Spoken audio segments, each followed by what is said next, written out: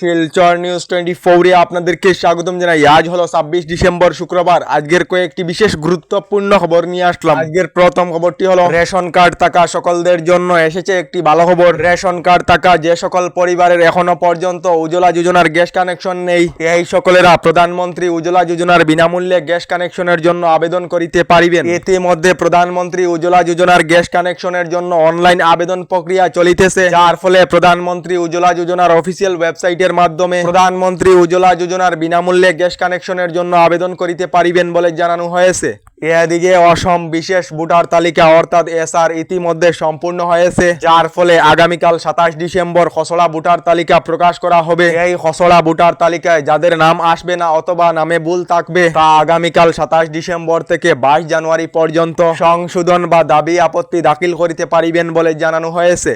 এদিকে 10% জনসংখ্যা বৃদ্ধি হলে অসম হয়ে যাবে বাংলাদেশ। বাংলাদেশি সকলদেরকে ঘর ভাড়া দেওয়া সকলদেরকে সাবধান বাণী মুখ্যমন্ত্রী ডক্টর হিমন্ত বিশ্ব শর্মা। ইতিমধ্যে 40% বাংলাদেশি ভরে পড়েছে অসম। ইতিমধ্যে রাজ্যে বাংলাদেশি সমস্যা নিয়ে মহা বিস্ফোরক মন্তব্য মুখ্যমন্ত্রী ডক্টর হিমন্ত বিশ্ব শর্মার।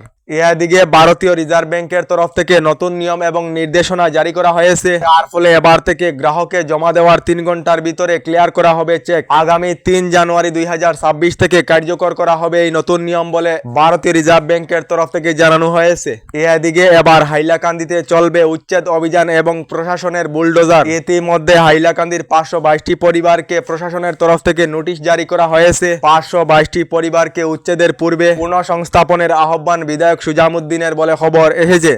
এদিকে 5 বছরেতে বিজেপি শাসিত রাজ্যে বন্ধ হয়েছে সর্বাধিক বিদ্যালয়। উত্তরপ্রদেশেতে বন্ধ 25,361 খান বিদ্যালয় এবং মধ্যপ্রদেশেতে 24,704 এবং অসমেতে বন্ধ হয়েছে 9,321 খান বিদ্যালয় বলে রাজ্যসভাতে তথ্য প্রকাশ করা হয়েছে। এদিকে কলাক্ষেত্রের নিযুক্তি অনুষ্ঠানেতে মুখ্যমন্ত্রী ডক্টর হিমন্ত বিশ্ব শর্মার বৃহৎ ঘোষণা। আগামী 10 জানুয়ারি তারিখে এডিআরি 3য় বর্গের নিযুক্তি এবং এক সপ্তাহের পর এডিআরি 4র্থ বর্গের নিযুক্তি প্রদান করা হবে। এই 2 বর্গের নিযুক্তির পর নিযুক্তির সংখ্যা হবে 1,60,000 বলে ঘোষণা মুখ্যমন্ত্রী ডক্টর হিমন্ত বিশ্ব শর্মার। এদিকে দীপু দাসের পর আবার বাংলাদেশেতে হিন্দু যুবকের সাথে ভয়ঙ্কর ঘটনা। ঘরের ভিতরে আবদ্ধ বাংলাদেশের শশ হিন্দু পরিবার। হাজার হাজার প্রতিবাদকারী শেষ করেছে অমৃত মণ্ডলের জীবন বলে খবর এসেছে। এদিকে নতুন বছর উপলক্ষে রাজ্যবাসীর জন্য কয়েকটি বৃহৎ ঘোষণা মুখ্যমন্ত্রী ডক্টর হিমন্ত বিশ্ব শর্মা। মুখ্যমন্ত্রী ডক্টর হিমন্ত বিশ্ব শর্মার ঘোষণা অনুযায়ী আগামী 1 জানুয়ারি থেকে রেশন কার্ড থাকা রাজ্যের প্রতিটি পরিবারেরা রেশনের বিনামূল্যের চালের সঙ্গে রেহাই মূল্যে 100 টাকায় ডাল চিনি ও লবণ লাভ করিবেন। তার সঙ্গে আগামী 1 জানুয়ারি থেকে অরুণোদয় প্রকল্পের অধীনে থাকা মহিলারা মুখ্যমন্ত্রী সুলভ ইন্ধন প্রকল্পের অধীনে এলপিজি গ্যাসেতে অতিরিক্ত 250 টাকার আর্থিক সাহায্য লাভ করিবেন। তার সঙ্গে আগামী জানুয়ারি মাস থেকে অরুণোদয় প্রকল্পের টাকা বৃদ্ধি করা হবে বলে ঘোষণা মুখ্যমন্ত্রী ডক্টর হিমন্ত বিশ্ব শর্মার। এদিকে গতকাল বোজালি বিধানসভা সমষ্টি 28,805 জন হিতাধিকারীকে মুখ্যমন্ত্রী মহিলা উদ্যমিতা অভিযানের অন্তর্গত 10,000 টাকা করে চেক প্রদানের শুভারম্ভনী করেন মুখ্যমন্ত্রী ডক্টর হিমন্ত বিশ্ব শর্মা। ইতিমধ্যে রাজ্যের লাখ লাখ মহিলাদেরকে এই প্রকল্পের অধীনে 10,000 করে টাকা দেওয়া হয়েছে। শীঘ্রই রাজ্যের বাকি থাকা সমষ্টির মহিলাদেরকে 10,000 করে টাকা দেওয়া হবে বলে ঘোষণা মুখ্যমন্ত্রী ডক্টর হিমন্ত বিশ্ব শর্মার।